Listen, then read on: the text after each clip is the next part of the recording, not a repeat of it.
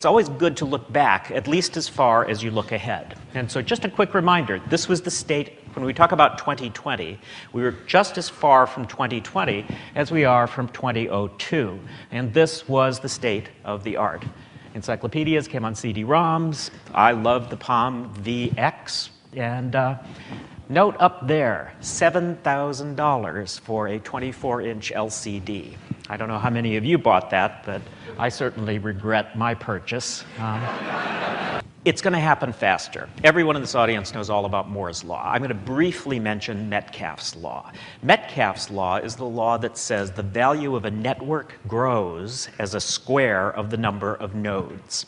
People are still debating as to whether it grows as a square, but it's very clear that just as with Moore's Law, which is exponential growth, networks get power through exponential growth as well. The classic example is the fax machine. Fax machine had been around actually since the 19th century. Journalists used it to transmit photographs and text. Indeed, the predecessor to the New York Times owned some of the patents on the fax machine. Fax machine, just nothing really happened, nothing really happened. Around 1984, all of a sudden, something amazing happened. And within a matter of 6 years, adoption went straight up. The functionality didn't change much. The price actually didn't change much. What happened was all of a sudden, you knew enough people with fax machines that it was worthwhile for you to get a fax machine.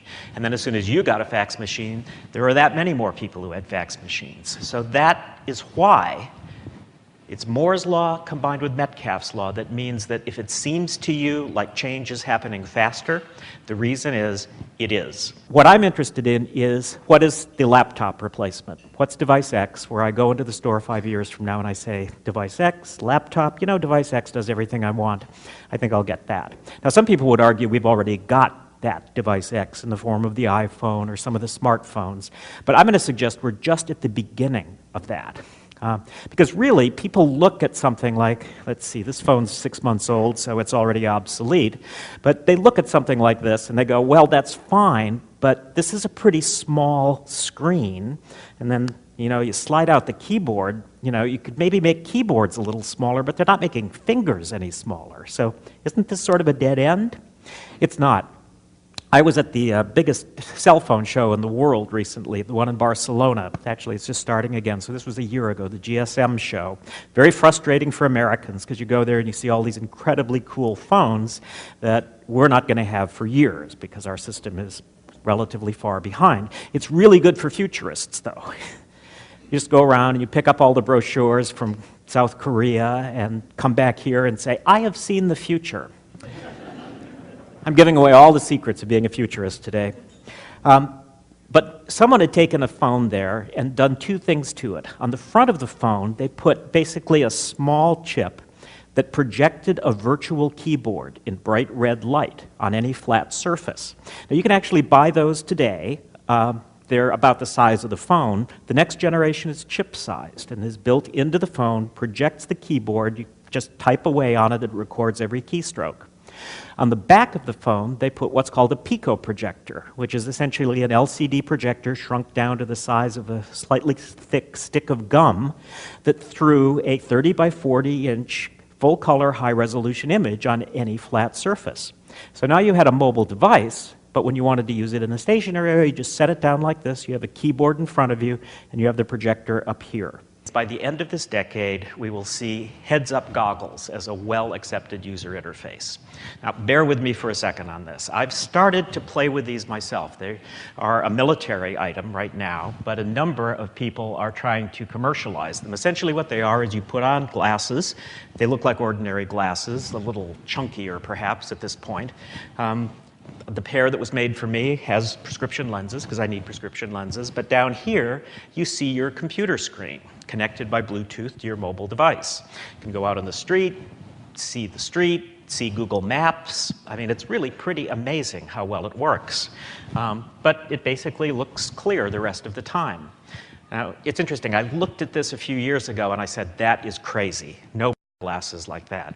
But now I see how many of us walk through airports with those blinking Bluetooth headsets, and, you know, especially for today's 10-year-olds, this is not going to be a jump at all.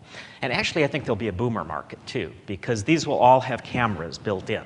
that are connected to the web. So one function that'll be really easy to implement is you have your heads-up goggles on, you walk up to someone, you think you can't remember their name.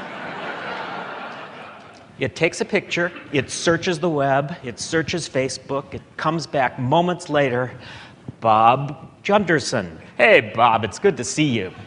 That's going to sell. I've known Steve Jobs for a long time. About 5 years ago, I asked him, Steve, what kind of computer are you going to be making when you're 75? And he thought about it for a second, and he said, well, okay, let's say it's your first adult computer. You know, I am now a man, I am now a woman, you're 12 years old, and you get your first adult computer. And you take it out of the box. It's a thin tablet, super high resolution, full color, constant high-speed connection to the cloud, enormous amounts of resident memory, GPS, and lots of intelligence. So you take this thing out, and it's got voice input and voice output. You take it out, and it says, hi, what's your name? And you say, Steve. It says, oh, hi, nice to meet you, Steve. And this becomes your constant companion. Everything, your homework, all your music, all your movies, every email that you write, every Twitter, absolutely everything you do goes into this device. This is the center of your life, and you carry it with you all the time. And it becomes your constant companion and your helper, because it's got a lot of intelligence. And so Steve says, for example, one day you're walking, it's Wednesday afternoon, and the computer knows you're walking because it's got GPS. And it says, Steve, where are we going? And you say, I'm going to my tennis lesson. And it says, oh, okay, do we go to our tennis lesson every Wednesday afternoon? If so, I'll remind you from now on. So it insinuates itself into your life. It becomes this constant helper looking for things to support you with. And then Steve ends the story this way. He says, and then one day you're 18 years old. It's Friday night. You're sitting in your bedroom, and the computer says, Steve, why aren't we out tonight? And you say, well, I just broke up with my girlfriend. And the computer says, Steve, it's the third time it's happened that way. You want to talk about it? So that's Steve's vision. And I tell you, I've learned not to bet against Steve, so stay tuned on that one.